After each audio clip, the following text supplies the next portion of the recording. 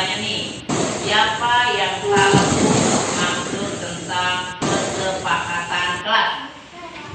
Oke, Prabu silakan.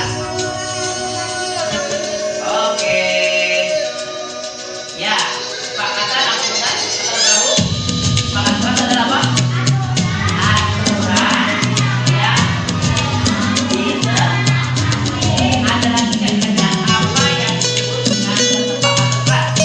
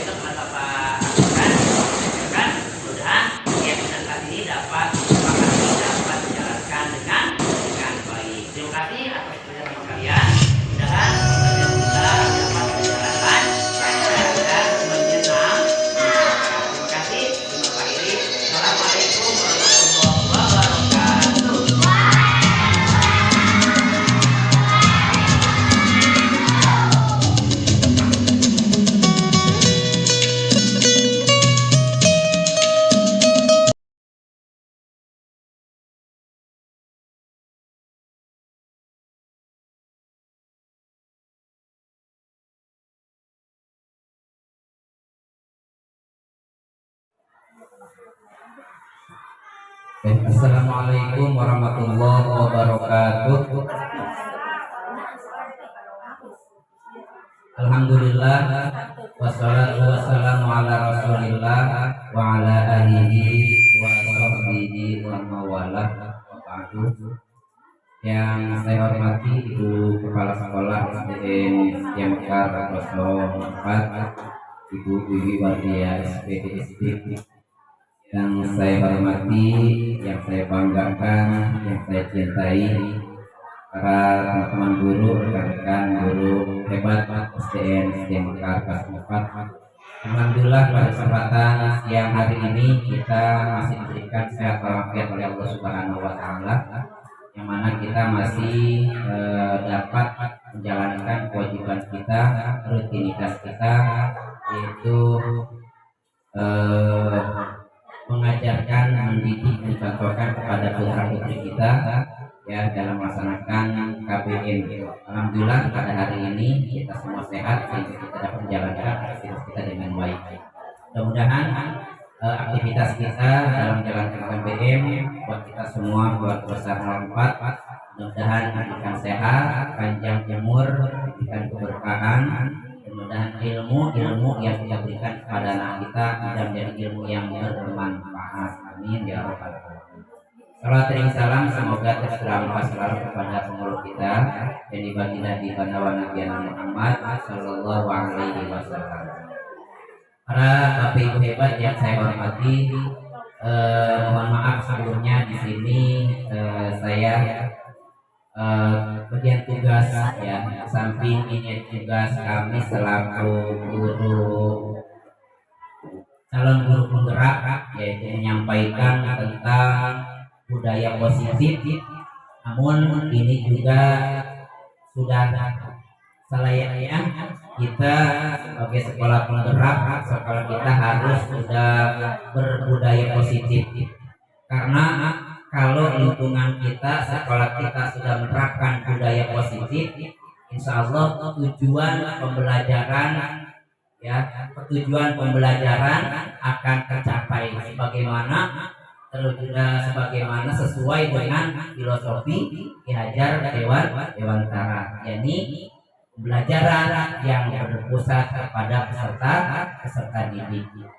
Namun sebelumnya saya menyampaikan tentang apa itu budaya positif, tentunya kita sudah tidak asing lagi ya kalau berkenaan tentang budaya positif, yang mana budaya positif itu yang nanti akan berkaitan tentang kedisiplinan, tentang kedisiplinan, teori dan praktek yang kita terapkan di lingkungan kita, sehingga ketika pembelajaran berjalan, ketika ada masalah kita bisa menerapkan budaya positif tersebut, sehingga ketika kita ada masalah nanti kita enggak kebakaran jenggot istilahnya, karena kita sudah memahami tentang apa itu budaya positif ya.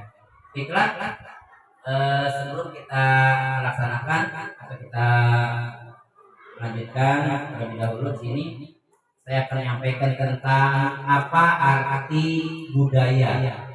Mungkin ada yang tahu apa di sini arti budaya. Budaya itu adalah kebiasaan bisa, apalagi yang budaya itu. Kebiasaan tradisi. Nah, kalau yang saya ambil di sini arti budaya adalah merupakan bahasa yang berasal dari bahasa Sanskerta, yaitu budaya, yang merupakan bentuk jamak dari budi yang memiliki arti budi atau akal. Kalau dilihat dari bahasa Arab sama ya, ada bahasa jamaknya juga ya. Kalau bahasa Inggris sedangkan dalam kata bahasa Inggris di sini kultur yang berdasarkan dari bahasa Latin yaitu cor, yang memiliki arti mengolah atau mengerjakan. Budaya merupakan pola atau cara hidup yang terus berkembang oleh sekelompok orang dan diturunkan pada generasi berikutnya. Seperti itu. Jadi di budaya ini ya kan kita nih masing-masing mempunyai budaya masing-masing ya. Kalau kita di Indonesia budaya timur yang mana budaya Timur alhamdulillah di segi etikanya sangat dijunjung tinggi. Nah begitu juga di kita, ya di sekolah kita salah satu budaya positif yang harus kita terapkan, salah satunya ada yang tidak lepas dari 5S. Ya, 5S itu apa? Senyum, sapa, salam, sopan, santun. Nah itu udah kita biasakan itu. Bukan cuma di anak saja, di kita juga 5S harus kita terapkan. Makanya di sini nanti di budaya positif ini ada menyangkut apa? Ya, ada keyakinan kelas. Nah, saya harapkan nanti di para teman-teman di setiap kelas masing-masing sudah bisa membentuk suatu keyakinan kelas. Yang mana keyakinan kelas itu ibarat kayak gini nih. Salah satu peraturan di negara kita jika berkendaraan harus memakai helm. Ya kan? Kan pertanyaannya, mengapa kita peraturan ketika berkendaraan harus memakai helm? Jawabannya itu apa? Itu keselamatan adalah keyakinan. Gitu. Dengan kita memakai helm, bukan cuma saja menaati peraturan, tapi kita keyakinan kita dengan helm bisa bisa selamat. Karena kita tahu kan ya, yang di jalan raya ya kan bukan cuma melihat yang namanya kejadian. Kalau misalkan kita tidak helm bisa ada kejadian, kan yang paling parah. Makanya itu peraturan di negara Indonesia kita berkendaraan, kendaraan sepeda motor ya harus pakai helm. Timbulnya untuk apa? Untuk menjaga keselamatan. Nah, untuk menjaga keselamatan itu adalah namanya keyakinan. Sebenarnya nanti kita akan kita terapkan. Selanjutnya, budaya positif.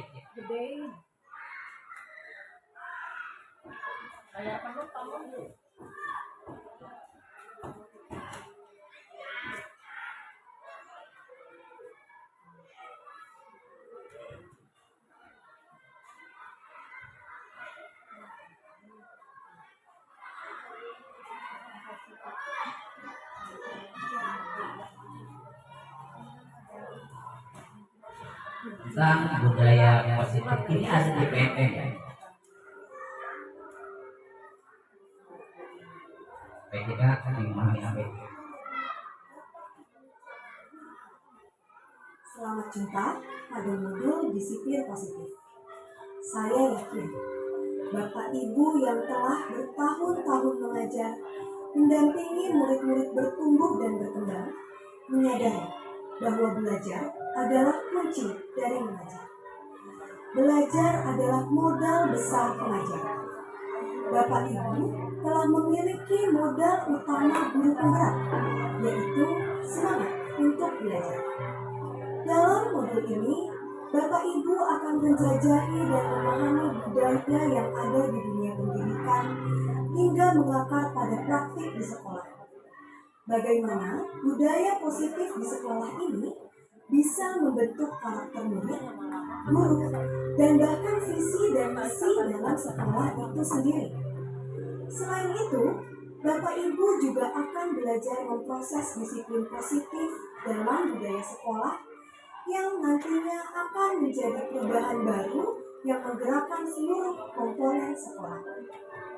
Modul budaya positif di sekolah ini diharapkan dapat menjadi pembelajaran, tempat untuk berproses, wadah untuk berdiskusi, dan menumbuhkan semangat satu ke yang lainnya agar dapat tercipta pribadi-pribadi dengan kontrol penuh pada diri dan karakter yang kuat yang menjadi penggerak bagi para guru serta segenap tatanan komponen sekolah untuk memajukan pendidikan di Indonesia. Selamat belajar! Iya, ini salah satu tentang arti atau makna budaya positif. Nah, kalau kita ambil Bapak Ibu tentang budaya positif bukan cuma saja diterapkan kepada siapa? Pada anak ya, tapi diterapkan kepada siapa? Kepada kita tenaga pendidik. Oke.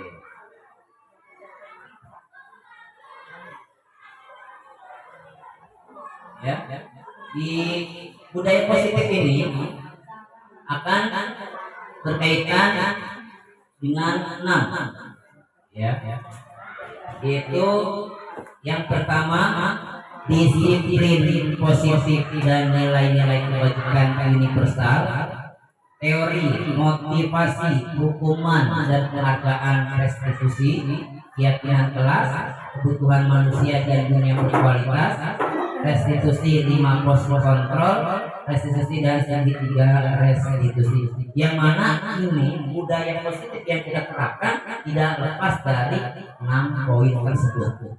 Ya, dengan adanya 6 poin tersebut, insya Allah nanti akan tercipta budaya positif yang mati, yang mana nanti ketika budaya positif sudah berjalan di sekolah kita, insya Allah pelajaran kita akan semakin baik. Apalagi kita sebagai sekolah penggerak harus minimal ada perbedaan sekolah-sekolah yang lain.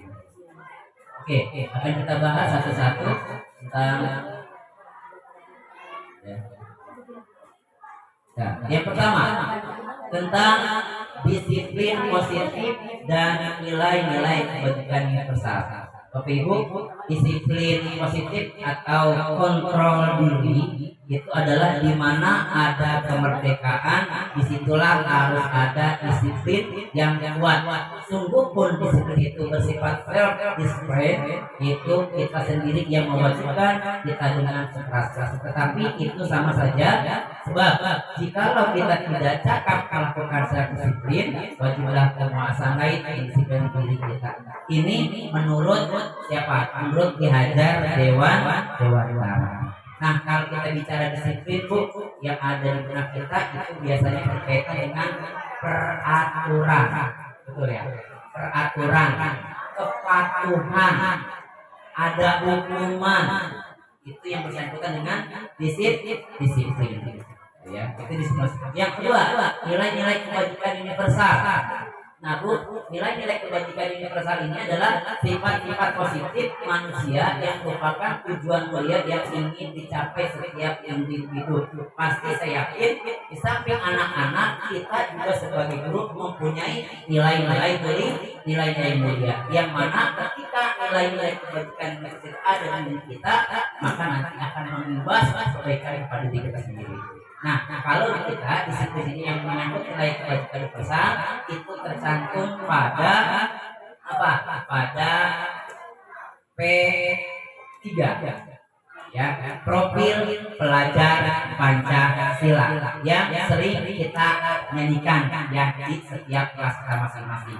Nah, ini ya, profil pelajar Pancasila adalah salah satu nilai-nilai kebajikan yang mana ketika sudah dimiliki oleh anak-anak, Bu, insya Allah tujuan pembelajaran ya akan sesuai menurut apa Ki Hajar Dewantara. Begitu juga dengan kita, Bu, ya, dengan kita sebagai pembelajar, sebagai pengajar, sebagai tenaga pendidik.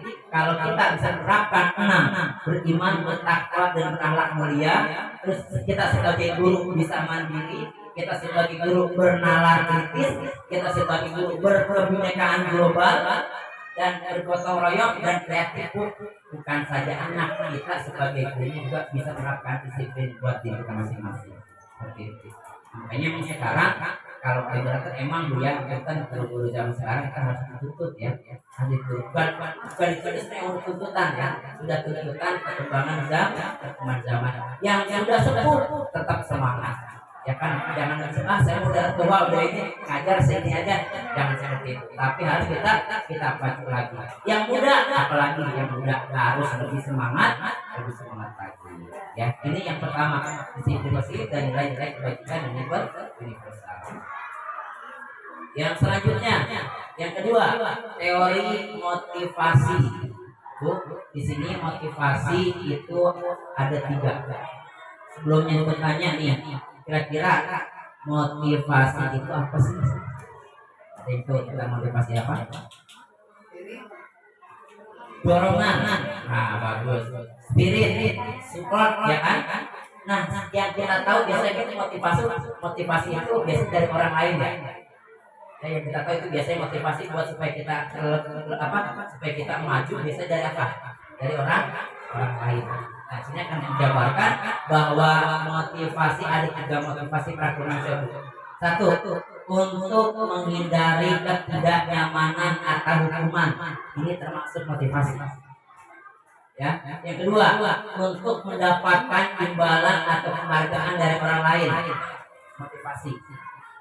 Yang ketiga, untuk menjadi orang yang mereka inginkan dan menghargai diri sendiri dengan nilai-nilai yang mereka percayai. Sama, itu juga Pak, motivasi. Nah Bu, untuk menghindari ketidaknyamanan atau hukuman seperti apa Bu? Ketika kalau kita ya, pas kita ketika kita misalkan apa nih, menghindari ketidaknyamanan, kayak gimana?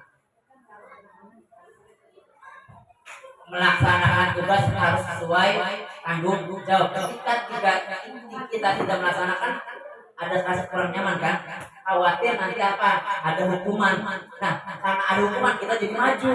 Nah, itu motivasi Bu.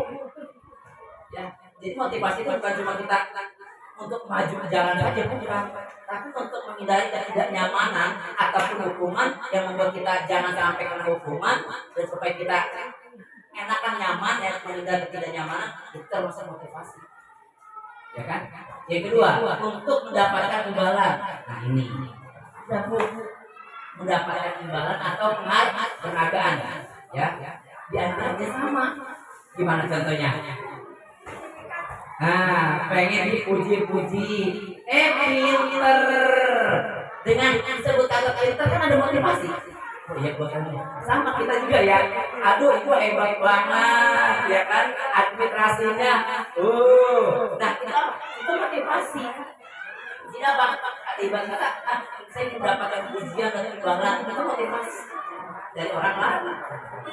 Artinya, untuk menjadi orang yang mereka inginkan, kita pengen jadi apa? Ya, dengan kita pengen jadi orang yang bagaimana, itu motivasi dari kita. Jadi motivasi bukan cuma sekedar orang lain, atau bukan cuma pengen dapat pujian imbalan, bukan itu saja. Tapi dengan kita melaksanakan tugas, menghindari hukuman, menghindari ketidaknyamanan, ya apa? Itu termasuk juga motivasi. Seperti yang sekarang kita mulai bahas. Apa Bu? Mohon maaf, absen kita, termasuk absen kita ya. Itu motivasi Bu.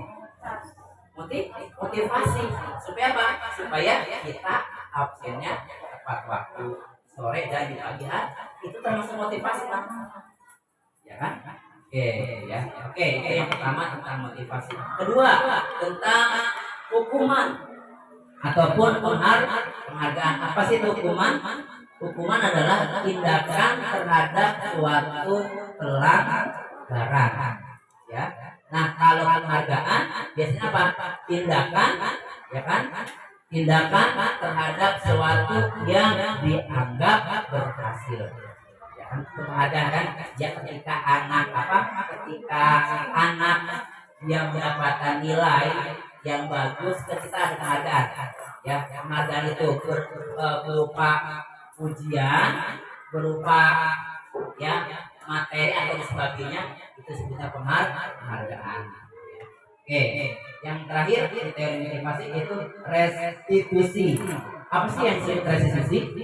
Restitusi adalah proses menciptakan kondisi bagi peserta didik untuk memperbaiki kesalahan mereka. Nah, ini yang nanti yang perlu kita terapkan ketika ada anak bermasalah ataupun kita yang sedang bermasalah, kita adakan restitusi namanya. Yang mana restitusi adalah menciptakan kondisi bagi peserta didik untuk memperbaiki kesalahan. Jadi ketika anak ada membuat kesalahan, bukan berarti mereka terhukum. Nanti disinilah penjelasan tentang restitusi supaya mereka minimal menyadari apa kesalahan mereka. Itu yang kedua. Yang ketiga dari bentuk poin disiplin. Ini salah satu ya contoh identitas gagal dan identitas sukses tuh. Nih di atas itu bukan kelihatan Bu ya, sama masih kecil banget ya. Contoh Bu nih, identitas gagal masalah penerapan hukum disiplin Bu. Ya, ada hukuman, ada disiplin. Untuk identitas gagal namanya hukuman, identitas sukses itu disiplin bagi dua, ada konsekuensi dan juga ada apa? Ada restitusi. Seperti ini. Ya, salah satunya tuh ketika anak-anak apa ini? Bentar. Kalau kecil ya.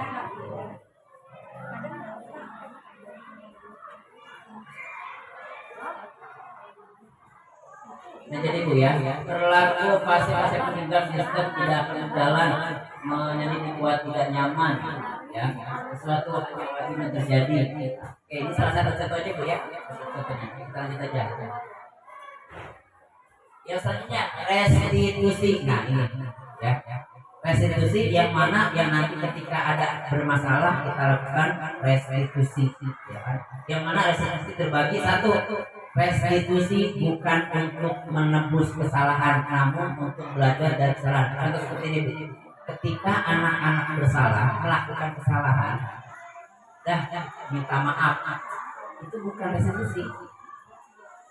Kita kan kalau misalnya ada anak salah terakhir dia dah kita minta maaf, bukan, itu kurang tepat. Tapi gimana? Namun untuk belajar dari kesalahan nanti gimana? Tadi apa yang kamu lakukan? Ketika kamu melakukan itu, ada menurut kamu bagaimana perasaan kamu? Nah itu nanti kembali kepada kebutuhan manusia. Jadi kita ketika ada anak masalah tuh kita jangan langsung gini, udah minta maaf sana. Atau gini, nah kamu ngilangin apa? Ngilangin pensil, ganti. Itu salah. Ya, tapi harus kita jelasin. Ya, kesalahan dia dengan sendirinya artinya, dengan sendiri. Jadi resiko bukan seperti itu ya. Resiko bukan seperti kita ganti ya duitnya, ganti pulpennya mereka. Kan tapi kita belajar mereka untuk belajar dari kesalahan yang tadi terbuat. Kedua, restitusi memperbaiki hubungan. Nah, artinya gini Bu, restitusi memperbaiki hubungan. Ketika anak bersalah, otomatis kan ada ini ya, ada salah satu yang jadi cocok lah, ya kan? Nah, gimana caranya? Ya, kita hadapin, kita panggil dua-duanya. Makanya Bu ada masalah di anak itu, atau di kita pun sama ya, ada masalah, jangan salah satu orang dipanggil, tapi dua-duanya supaya kita satu bisa mengajar masalah hubungan, mengatakan hubungan kembali. Selanjutnya, restitusi adalah tawaran, bukan paksaan. Nah, salah satunya gini, restitusi ada tawaran. Ketika anak-anak bersalah, ada contoh seperti ini, ya. Dah, kan salah nih gitu ya. Sekarang Bapak Ibu panggil kamu kemari, bukan Bapak mencari siapa yang salah, siapa yang benar. Tapi yuk kita cari solusinya. Nah, itu tawaran. Tapi kalau misalnya ini Bu, tadi siapa yang bilang dia memang? Kamu ya? Terus kamu kenapa? Nah, itu bukan restitusi namanya. Itu namanya paksaan. Walaupun dia timbulnya nanti akan ngaku. Inilah sebenarnya pentingnya budaya positif yang harus kita terapkan di mana? Di sekolah. Ya, menuntut untuk melihat ke dalam diri, mencari kebutuhan dasar yang mendasari tindakan ini Bu. Yang tadi saya baca ya sampaikan. Restitusi mencari kebutuhan dasar yang mendasari tindakan. Ketika anak-anak berantem, bersalah, melakukan salah, pasti Bu dia ada apa? Ada keinginan loh yang tidak tersalurkan ya, bukan tidak. Kenapa sih kamu nonjok? Karena dia kesel Bu dengan nonjok, dia apa? Hatinya enak kan? Puas. Berarti kebutuhan dasar tuh. Nah, kebutuhan dasar itu apa? Supaya dia tidak seperti itu, bagaimana caranya? Nah, itulah disebutnya restitusi. Jadi kita cari permasalahan. Kenapa? Apa sih yang kamu inginkan? Ketika kamu menghilangkan punya dia, ketika kamu mematahkan pensil teman kamu, apa sih yang kamu rasakan?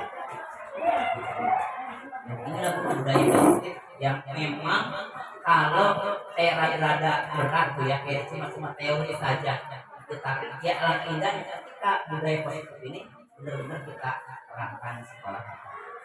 Ya. Oke, itu restitusi. Yang selanjutnya tentang keyakinan kelas, Bu. Nah, kita bahas ya. Keyakinan kelas di sini saya sudah membuat tentang keyakinan kelas. Alhamdulillah kemarin kita pas kami ya sudah membuat tentang keyakinan kelas. Keyakinan kelas ini Bu yang nanti calon akan perbanyak ya. Nanti kita akan terapkan di ini kita masing-masing. Ya kan? Yang mana keyakinan kelas itu Bu adalah bersifat abstrak, ya kan? Beda dari peraturan dan juga berupa pernyataan-pernyataan universal yang mudah dipahami. Terus keduanya dalam keyakinan kelas juga itu apa? Dibuat dalam bentuk positif, Bu. Kenapa di sini ada bentuk positif? Contoh gini, Bu. Sampah. Anak-anak kan Bu suka dibuang di kolong apa? Sampai itu. Gimana? Di kolong meja ya. Kira-kira kalimat yang positif kayak gimana, Bu?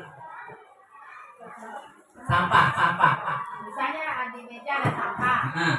Terus kalimat positif kita untuk menegur anak kayak gitu. Ya.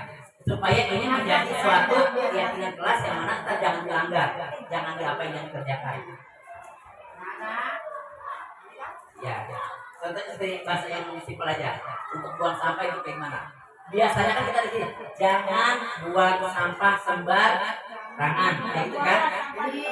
Nah, itu bahasa positif itu. Buanglah sampah pada jangan membuang sampah sembarangan. Ada kata jangan. Gitu. Salah satunya jangan ada bahasa jangan. Nah, nanti itu ketika anak-anak membuang sampah kita jadi gini. Tapi tanya, apa keyakinan kelas kita yang mereka buat? Iya, buanglah sampah pada tuh. Udah nanti dia kayak gitu.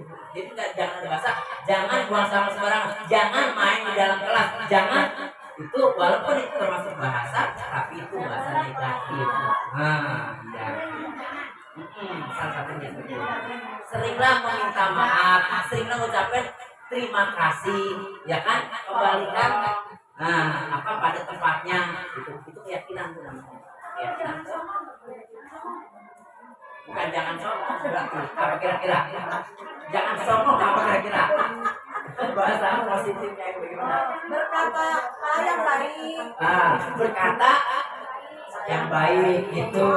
Jangan sombong bahasanya. Nah, itu Bu. Ya, emang di budaya positif ini sekali lagi ya kayak bahasa yang sangat apa nih? Yang sangat apa sih bahasanya kali ini ya? Idealis banget ya, idealis banget. Tapi emang itu Bu tuntutan kita harus mendapatkan budaya positif sekolah kita supaya jangan ada bahasa ini ya. Bu, besok ketika jangan gitu ya. Terus jangan pikir sendiri Gitu ya. Oke, terima kasih. Itu keyakinan kelas. Yang selanjutnya, kebutuhan dasar manusia. Nah, yang tadi, ketika anak-anak memotongkan matakan pensil, ketika dia mengambil uang, ketika dia nonjok, ada kebutuhan dasar dari mereka yang tidak terlampiaskan. Itu kebutuhan dasar. Dia tidak terpenuhi. Jadi gimana? Nah itu kita supaya mereka bisa update. Kita tahu kan ya. Kenapa sih nak kamu ngambil uang? Gitu kan? Nah, seperti kejadian ya. Kenapa sih? Ketika kemarin mereka nggak ada anak-anak itulah kejujuran susah ya kejujuran. Ya, walaupun kita sudah bagaimana, yang saya itulah timbul di budaya. Nah, ya kan? Nah, berarti kita udah tahu ya. Berarti karena dia nggak punya uang, karena orang tuanya ini, berarti kan bisa jadi kayak buat kita. Oh, anak ini bagaimana? Nah, kita bisa cari solusi. Iya. Nanti caranya. Berarti itu ada suatu keinginan anak-anak kenapa dia ngambil uang sih? Gitu kan? Berarti ada kebutuhan dasarnya itu. Dia pengen punya, ya pengen apa? Pengen punya uang tapi yang itu ya jangan yang nanti benar.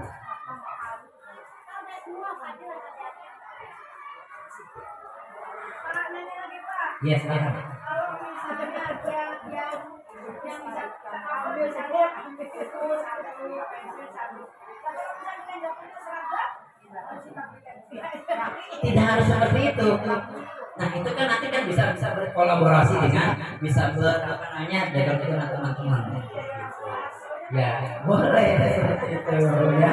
Jadi bukan berarti kita harus iman tidak. Jadi harus oh ya dengan iman kita bisa mengetahui apa kebutuhan dia.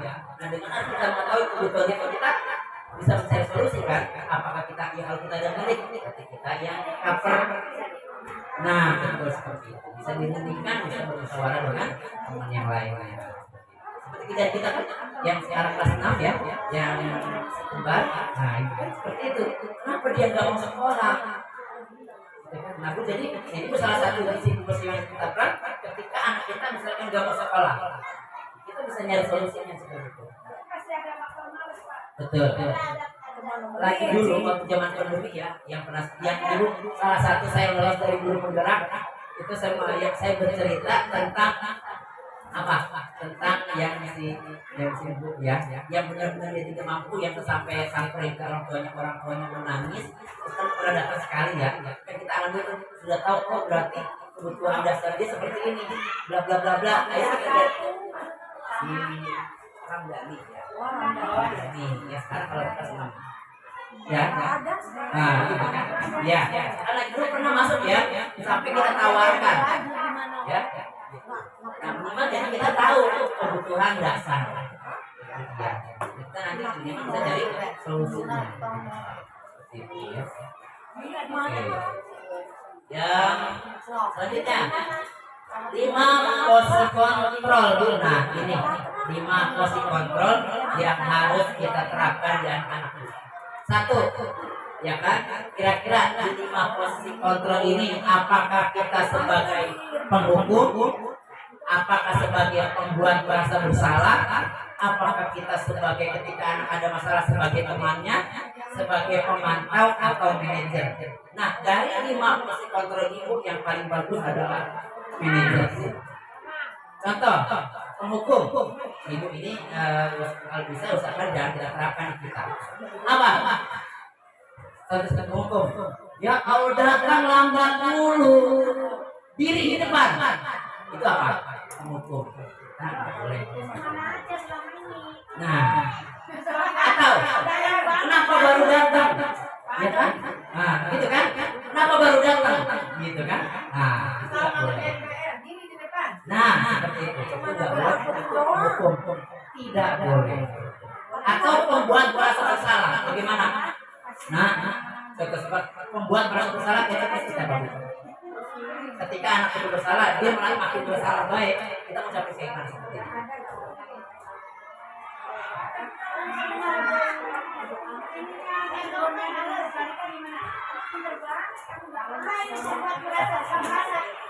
Nah, itu merasa ya. Jadi membuat merasa bersalah itu kayak gini. Ya Allah, nah, padahal mah ibu udah ini mata-mata kamu. Kok kamu itu sih? Nah, benar ibu sayang banget. Nah, kayak kemarin ya, jadi itu. Nah, padahal ibu ya Allah udah ngingetin loh.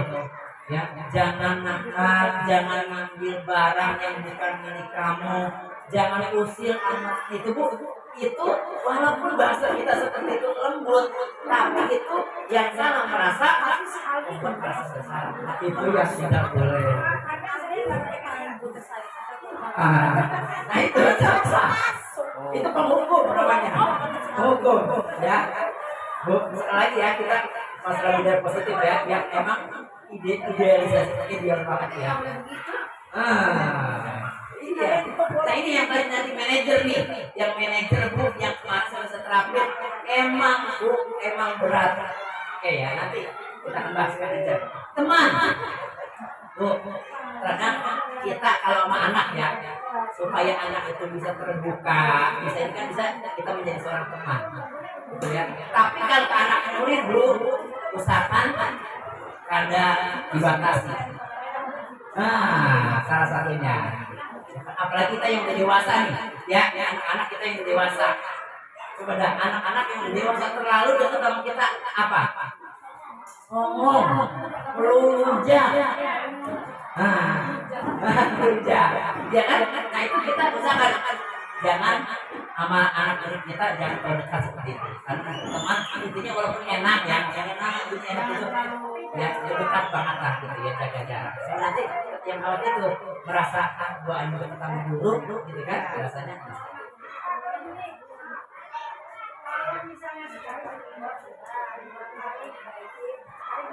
Kata Pak Aris masih Nah itu boleh nanti kita akan adakan apa? Adakan teguran yang ada sedikit ini supaya ya ada sedikit bukan ekstrim sih bukan. Kira-kira dia bener menyalahi tentang ini yang pemantau ini di mana kira-kira? Pemantau itu seperti ini kali ya.